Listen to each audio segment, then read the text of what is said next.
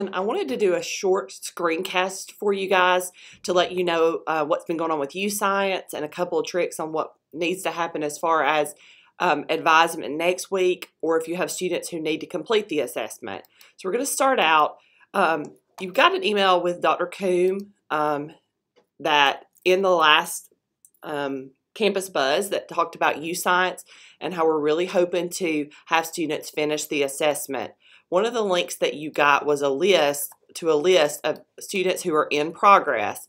If you actually look at the list, there is that's linked in the Campus Buzz. It tells you over here on the right-hand side, there's about 270 some students who have not done the assessment or have started it but not completed it. So those kids we want to try to have access and complete the YouScience assessment so that the results can be beneficial to them as well. So that there are instructions for that in the last Campus Buzz. As far as advisement next week, we are going to start unpacking the results with students. So to begin with, students will all log in to YouScience at www.youscience.com. This is for students who have actually completed the results. If they haven't completed the results, you may want to have them work on their assessment. Once you go to youscience.com, students can go to log in. Okay?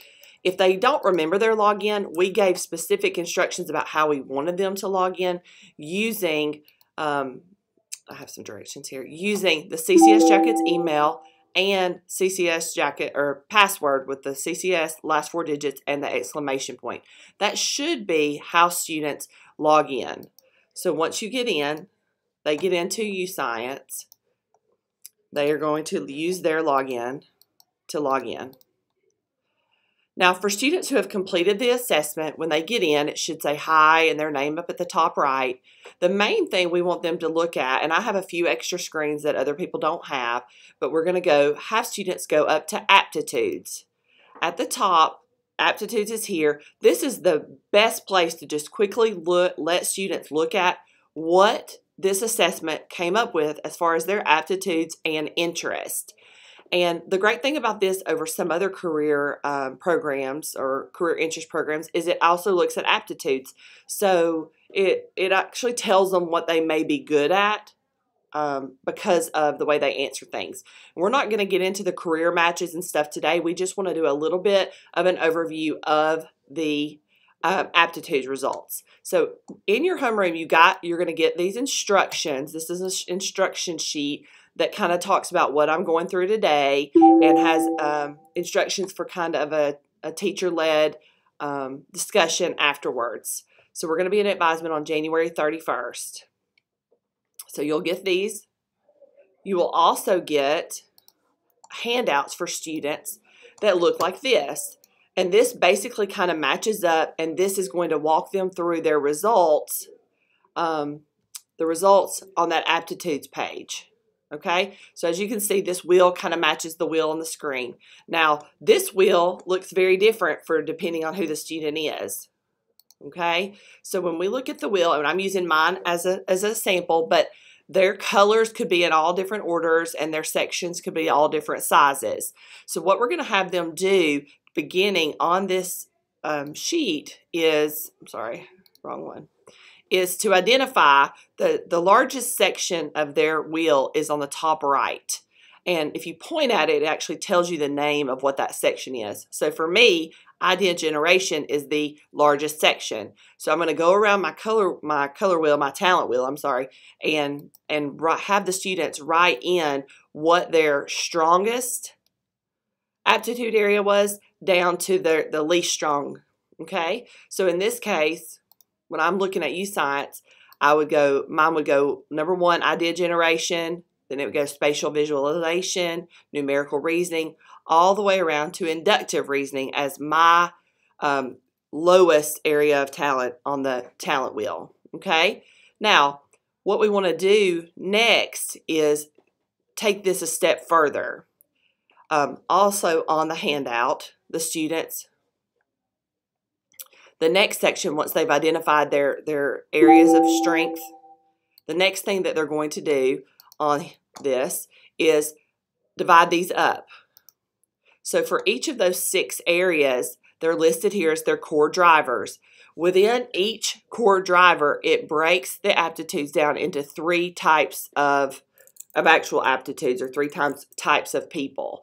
So for my identity generation is my number 1 section. So on that, it's going to tell me I'm either a brainstormer, an idea contributor, or a concentrated focuser.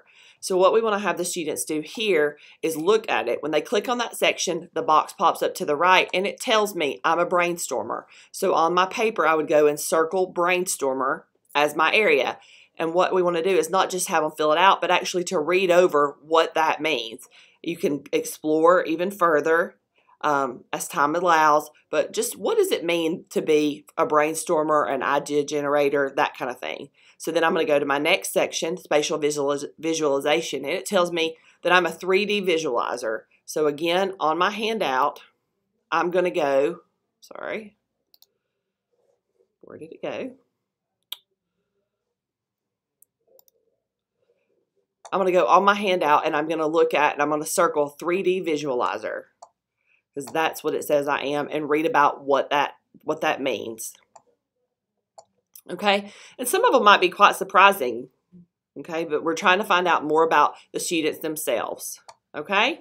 So then the next section underneath, after they do that for all of their core drivers, I've got to find my page again.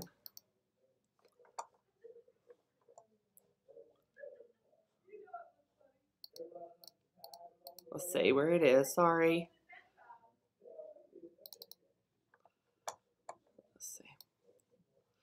Once I get back to my page, sorry. The next thing I'm going to do is scroll down after I'm going to identify those core drivers. I'm going to look where it says personal approach. Okay? So the next section as you scroll down on the website is about personal approach. And we're going to have the students identify what type of your vocabulary that they have. You're going to have them identify what type of work approach they have, what type of interpersonal style they have, and what type of time frame orientation that they have. So if you see, all of those are on this section for personal approach, and it has 3 different aptitude types for that. So what we want students to do here is to look at this. So for me, it says I'm an extrovert. Most people would have guessed that about me, but what we want to do here is create some discussion. What does it mean to be an extrovert? What does that look like? And they may need to click on explore or something to read more about that. And that's where discussion would be also really great. After you do the part where personal approach is, all the students have to fill out this time. So this time we want students to make sure they put their name on this assessment and put their homeroom teacher, and then we want them to give it back to you. As the advisor, we want you to keep up with this in your advisor folder or advisement folder, because we're going to be doing more and more with YouScience throughout the semester. Okay? Now, the next thing we're going to ask you to do is, after you've kind of gone through this with students, allow them to look at what these things mean. So I'm an extrovert, so I'm over here. It also tells me that I am, as far as my work approach, I am a liaison. So I want to go here and I'm going to explore what this means to be an extrovert who's a liaison. And it tells me at the bottom, it gives me a little bit more information here. Extroverted liaisons enjoy representing a cause they care about while hearing others' opinions and perspectives. They make excellent campaigners and researchers. But we want the students to look at what they are specifically. So what we've done is on the handout for advisors, I've asked you to kind of create a discussion. Have students look at this, create some discussion about introvert, extrovert, and what it means to be a generalist, a liaison, or a specialist. And then maybe do a class activity where you split the kids up into introvert, extrovert, or blended energizer, and have them discuss with other students what that looks like, if they're the same or if they're different. And you can mix it up and do whatever kind of activity you want, but we do ask that you do some type of activity to get that conversation started. Discuss the combinations, why they're important, why everybody in an organization can't be an introvert, why everybody can't be an extrovert, why you need some of the people of each, and also for work styles, why those are important for each to have a blend of different people with different work styles. There's also some guiding questions here that you can use for discussion. So I suggested maybe having the students split into introvert, extrovert, and blended, and then ask them, when you get home from a party or hanging out with friends, how do you feel? Are you pumped up or are you drained? And then here talks about extroverts usually get energy from those types of events, and they maybe have a lot of energy. Whereas introverts may need to re-energize themselves. And then it talks about what blended energizers are. So then under work approach, you could kind of do the same thing. What's a generalist? What's a liaison? What's a specialist? And then ask some questions and talk about what those look like. So for advisement on January 31st, first things off is you're going to have students log into their results or have students continue working on the assessment if you have students who have not finished. This should be their login.